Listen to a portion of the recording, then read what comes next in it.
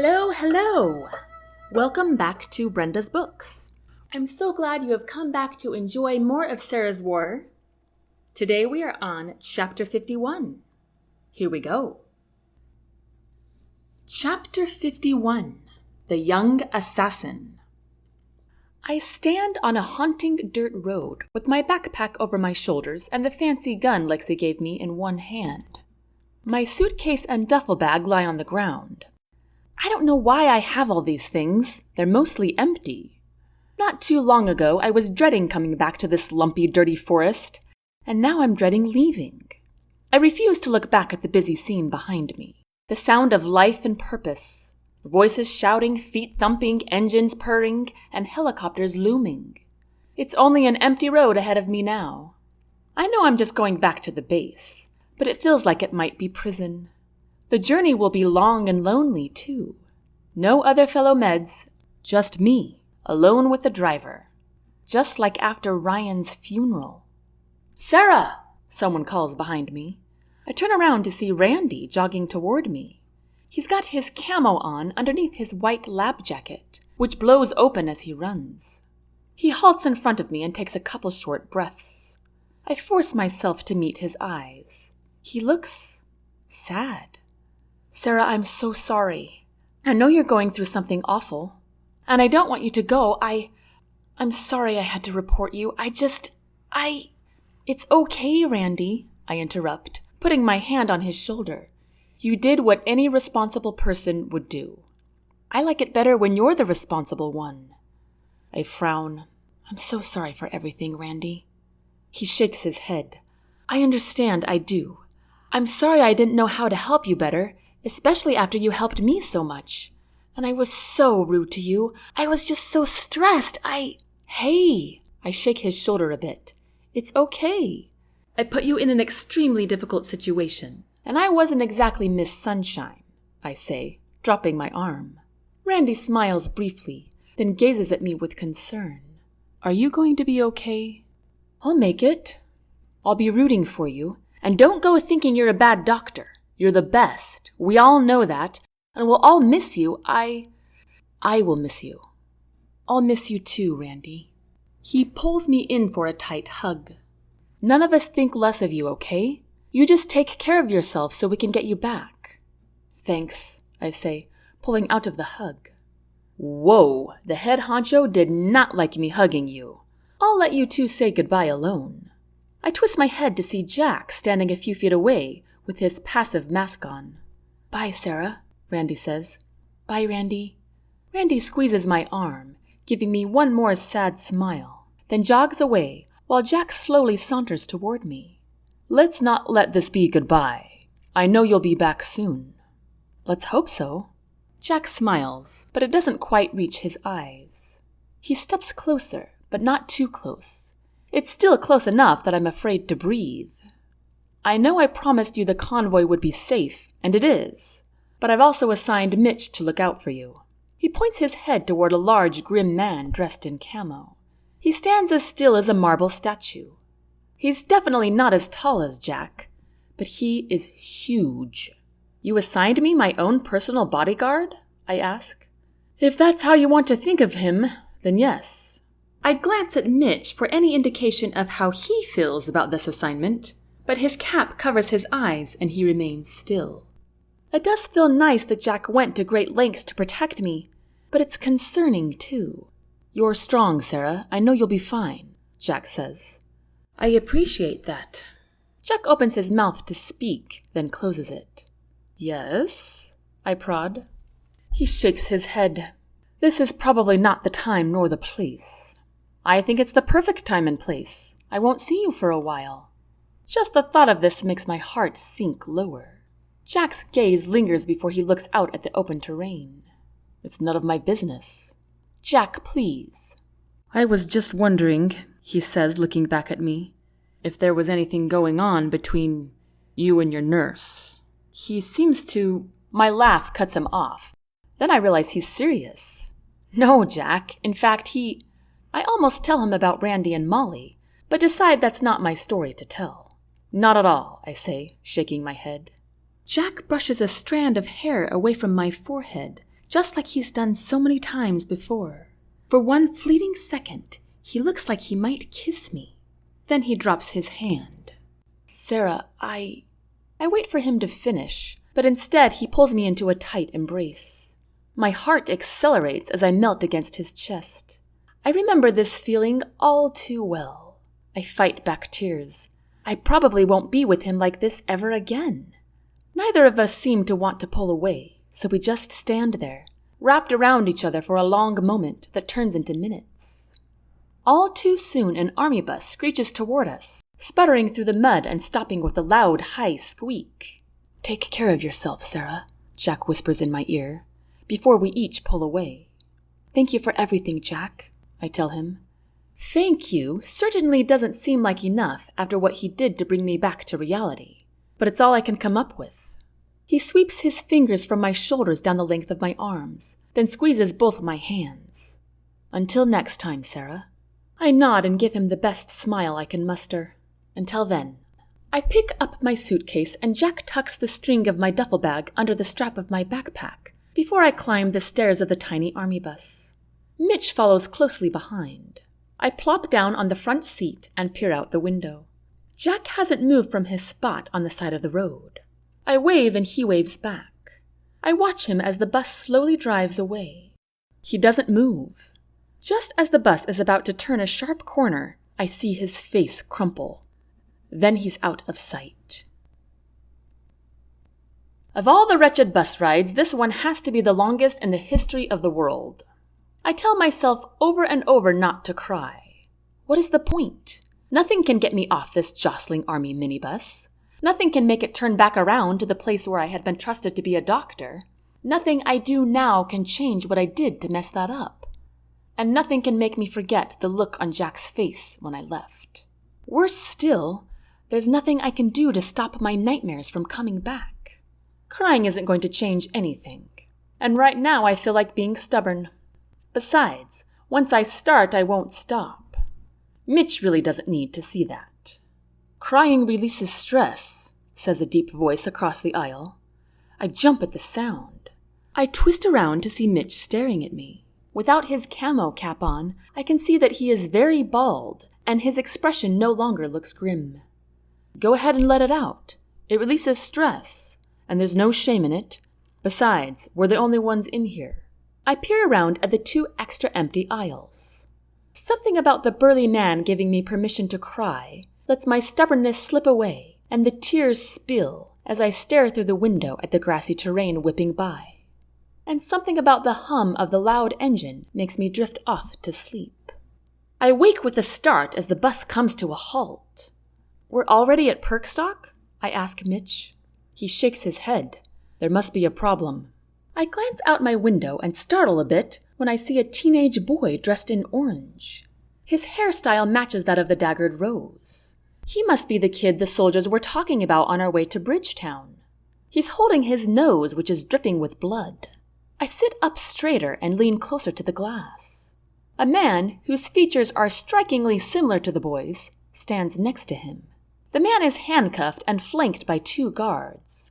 He's shouting and speaking rapidly in his own Scandinavian tongue. I turn to Mitch. Is somebody beating up the kid? Mitch leans to peer out the window as well. I can't imagine that. He does look bad, though.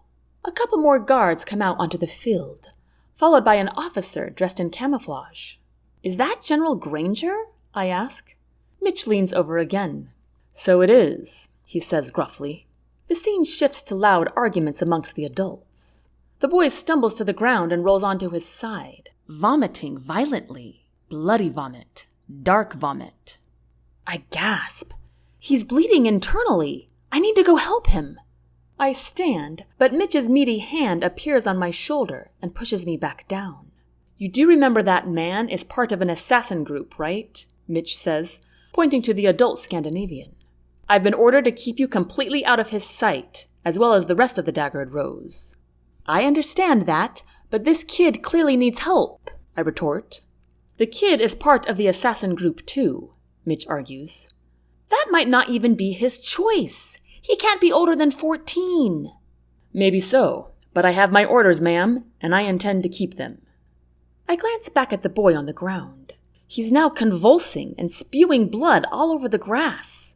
It looks like slimy, dark grounds of coffee. I stand again, unable to take my eyes off the boy. Do you see that? He's not going to make it if I don't do something. Mitch rises, his burly figure 3 times my size. There's a bus full of assassins just ahead of us who won't hesitate to shoot you once you're in their sight, ma'am.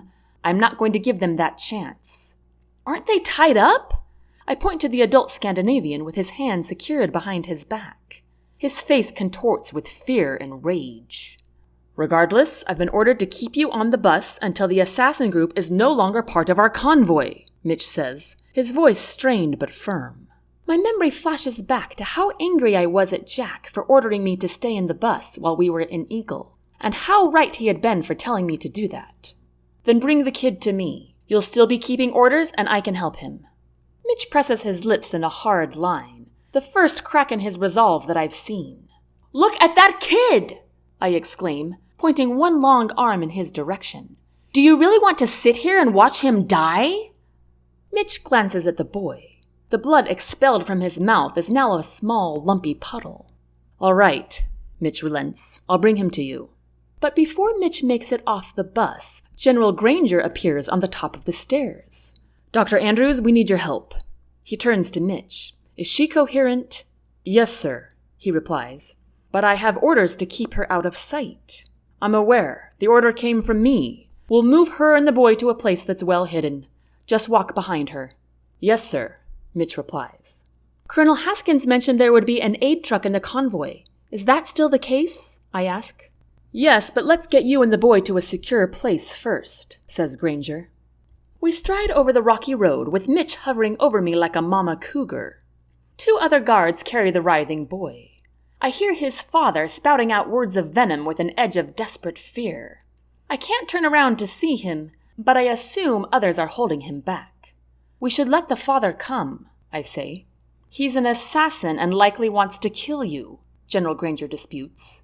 But he's tied up and will be outnumbered 8-1. Besides, whether the boy lives or dies, his father deserves to be there. The sight of Emma's lifeless body flashes across my mind. I bite back the stinging guilt and tears. I glance at General Granger, who's staring at me. He shifts his gaze to the boy, who ejects out a fresh round of bloody vomit. I forgot how bold you can be, Andrews. Let the father come, Granger calls to the guards who were left behind. But keep hold on him. We stop once we reach a cove of aspens. The guards lie the boy on the dry grass, who curls up in a fetal position, grasping his stomach and wheezing as more bloody vomit spews out of his mouth and nose. Help me get him on his back, please. I meant for Mitch to help me, but Granger does instead, while Mitch shields me from any possible onlookers from the north. I lift the boy's legs above his heart. He has a dangerous amount of internal bleeding. I need to get to that aid truck fast. I'll take you, says Granger. I hand the boy's legs to a guard. Keep his legs up until I get back. The guard nods, grimacing at the writhing boy. I've never felt so anxious to search an aid truck in my entire life. To my great relief and surprise, everything is organized and labeled just as I would have done it. I scan the labels closer and recognize Randy's scrawl. Mitch stays at the back of the truck, keeping careful watch. In just over a minute, I have gathered all the tools I need for an emergency endoscopy. I place them all into a small empty bin. Then the 3 of us dash back to my patient. I slap on some latex gloves and inject a small dose of anesthesia under the boy's elbow. It's enough to knock him out completely. I've never seen a doctor bother with that out here, one guard grumbles to another. Welcome to my style, sir, I respond without turning to face him. Besides, it will keep him still. Carefully, I insert an endoscope into the boy's throat. The camera inside transmits pictures of his gastrointestinal tract to my recorder. He clearly has a peptic ulcer that's erupted into an artery. I was right. Several soldiers in Tallahassee had this issue after severe injuries. I don't know why this boy has an ulcer, but at the moment, it doesn't matter. Mitch, any chance you could hand me that thermal probe? I don't want to let go of this. I'll do it, Granger says. Mitch is keeping watch. Gloves first, I say, before Granger can handle the probe with his bare hands. "Right," he says, slapping on some gloves before handing me the slender probe. Gingerly, I insert the thermal probe down the boy's throat. The camera in the endoscope helps me see so that I can maneuver the probe until it's directly over the swelling, oozing vessel.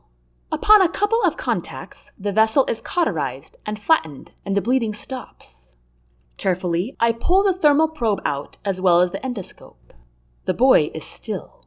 Everyone is still, except for the soft sobs of the father behind me. He's muttering something in Scandinavian that I can't understand. "Now what?" asks Granger, breaking the silence. "Now I give him antibiotics so he doesn't get an infection." "What was that?" asks Mitch. "An ulcer." "How did he get it?" "Well, often a soldier gets one after an injury. He's been locked up for the past couple of weeks. I don't see how he would be injured." "He could have gotten it from a bacteria or acid," I explain, as I place my tools back in the bin. "The bigger question is, will the kid make it?" asks Granger. "Yes. He will be fine with some antibiotics and proper rest. The anesthesia will wear off soon. He'll be sore and weak for a while, but he'll recover fully." The father's sobs increase in volume, but they appear to be sobs of relief. "So he does understand English," Granger grumbles under his breath. "If there is space on a vehicle for the boy to lie down for the rest of the journey, it would be better for him," I say, peeling off my bloody gloves. "Thank you," a raspy voice mutters. I turn to face the voice. It's the boy's father. His wrinkled, sun-tanned face shines with tear stains, and his dark mustache and lips drip with runny mucus. His green eyes stare at me with sincerity as he rasps again, "Thank you." "You're welcome," I say, offering a smile. Granger rises from his crouched position. "I admit this was an incredible feat, Dr. Andrews, but you're still going to have to come back to Big Rock so we can monitor you for a while." I sigh heavily as I pick up my bin full of tools. "Yes, I'm aware, General." "You better monitor her closely," says the father, "because she's the only one I will talk to." And that concludes Chapter 51. I hope you enjoyed it. I hope you come back next Thursday for Chapter 52, which is called Debts Paid. If you want to find out more about Brenda's books, you can visit brendasbooks.net. Until next time, take care.